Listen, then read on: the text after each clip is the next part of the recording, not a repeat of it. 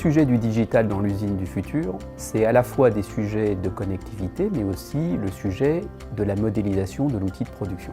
En 2018, nous lançons avec nos architectes des nouveaux projets d'investissement et nous lançons des réimplantations industrielles avec le besoin de réaliser des tests en réalité virtuelle. Dans ce sujet, Safran n'a pas forcément la compétence pour la réalisation de ces travaux et a demandé à un éditeur de s'associer à un intégrateur pour la réalisation de ces maquettes numériques, de la partie scan jusqu'à la partie réalisation des maquettes. Après une phase de pilote, nous avons sélectionné Arcan System, Axéo FM et Autodesk. Donc le lien est fait dans l'usine du futur avec le BIM par le fait que l'ensemble des moyens de production fait partie de l'environnement de production dans des processus qui sont celui de l'industrialisation ou bien celui de la mise à disposition des infrastructures et des équipements.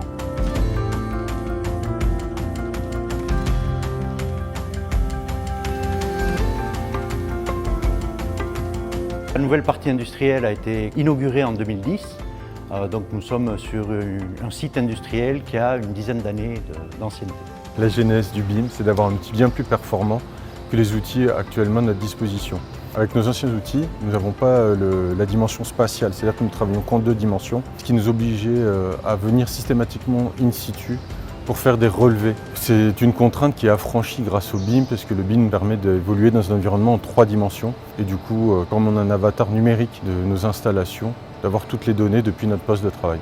Donc nous avons commencé par faire modéliser une surface de 100 m² d'atelier, ce qui nous a permis de découvrir le potentiel de Revit et également des autres outils Autodesk. Les arguments qui nous ont permis de convaincre nos décideurs sont le fait de pouvoir placer des machines en 3 dimensions dans leur espace, c'est-à-dire au sein de leur atelier, afin d'appréhender toutes les problématiques qu'on peut rencontrer au niveau SSE, au niveau ergonomie au poste, mais également au niveau efficience du poste de travail par rapport au flux de production. Le POC ayant été validé, nous avons décidé de déployer plus largement au sein de notre outil de production EOL. Et donc courant 2019, nous avons scanné l'ensemble de nos outils de production. Les maquettes vont profiter à un public assez large. Les premiers intéressés sont les moyens généraux, puisqu'on a en charge l'entretien du site, donc des bâtiments et de leurs infrastructures. Dans un second temps, on a les industriels qui, eux, sont intéressés pour l'implantation et l'aménagement de leurs lignes de production. Et enfin, une troisième population de clients internes qui, eux, sont intéressés avec des profils plutôt consultation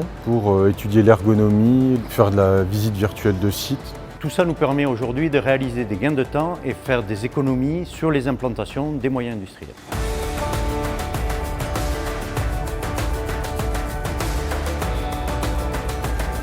Dans cette usine, nous allons produire les 931 segments hexagonaux et polis à 10 nanomètres près, qui seront ensuite assemblés au Chili sur le télescope pour former le miroir primaire. Pour assurer la production des segments de l'ELTM1, nous avions besoin de 5000 m² et nous avons opté pour l'aménagement de ce bâtiment qui était jusqu'alors utilisé pour du stockage. On a démarré avec le BIM, cet outil industriel, dès 2017.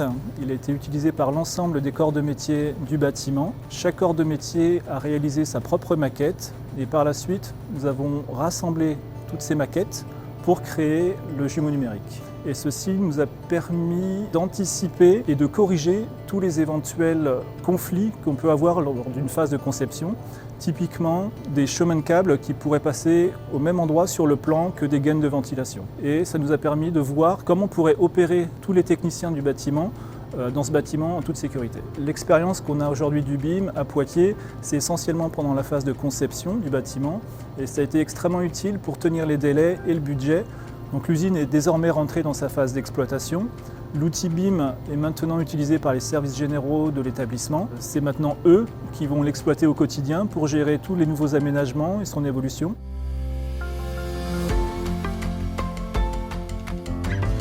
Nous fabriquons principalement ici des filtres air, des filtres carburant, des filtres huile, pour l'aéronautique et le spatial et d'autres activités. Le site était en fait en forte croissance, donc en fait on avait besoin de s'agrandir. On a fait bâtir un nouveau bâtiment, il se juxtapose au bâtiment actuel. On a utilisé le BIM pour pouvoir modéliser notre future infrastructure. Et en fait pour optimiser la réimplantation de ce nouveau bâtiment, donc on a modélisé aujourd'hui à peu près 4000 m². On a été agréablement surpris du côté non intrusif de la modélisation.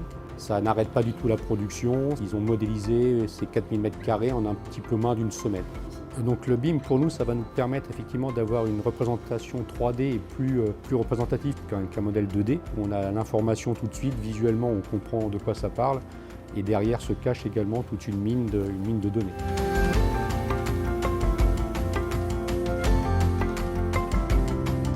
Le BIM avec les outils Autodesk est maintenant dans les processus de Safran et fait l'objet d'une application systématique sur tous les projets digitaux de Safran et constitue à ce titre un sujet important dans l'usine digitale.